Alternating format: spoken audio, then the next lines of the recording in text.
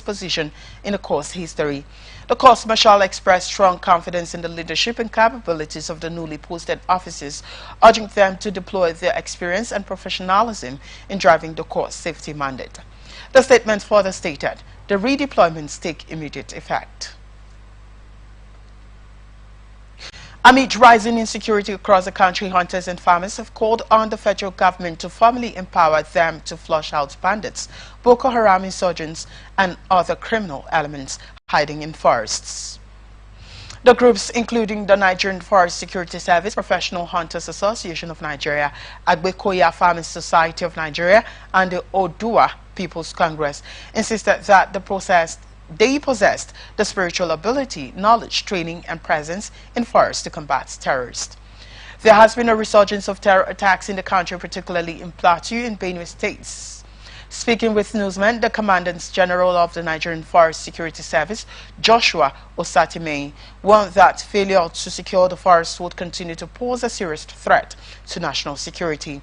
Osatime stressed that without federal recognition and legislation, forest operatives could not take decisive actions against criminals in the bush.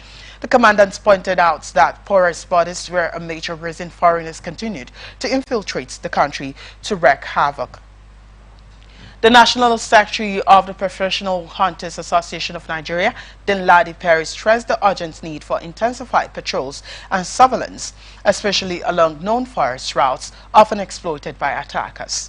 On his part, the Commander of Patrol and Guards, Nigerian Forest Security Service in charge of North Central, Alhaji Muhammad Ahmed, stated that the security challenges bedeviling the country would be a thing of the past if President Tinubu assented to a bill before him. Sultanate Council Sokoto, through its Advisory Committee on Religious Affairs, has called on the Muslim Ummah to begin the search for the new moon on Sunday, April 27, 2025. This directive was contained in a statement on Saturday by the chairman of the committee, Professor Sambo Junaidu, who is also the Waziri of Sokoto.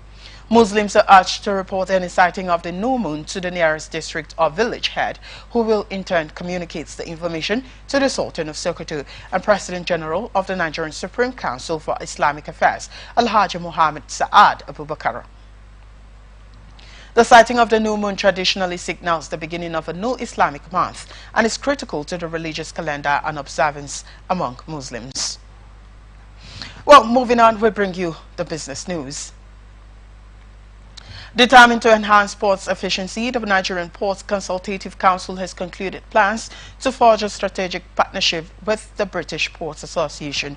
The chairman of NPCC, Mr. Bolaji Sumola, disclosed these during the quarterly meeting of the council in Lagos.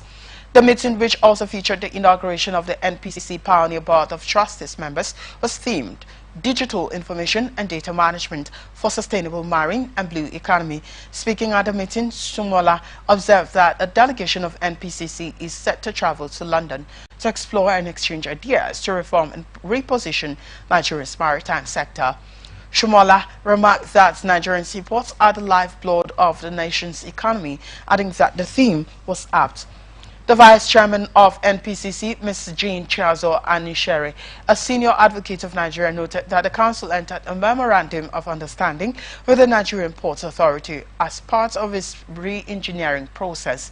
She stressed that the NPCC is expanding its network globally, with a stand already secured for the next Offshore Technology Conference 2025 in Houston, Texas.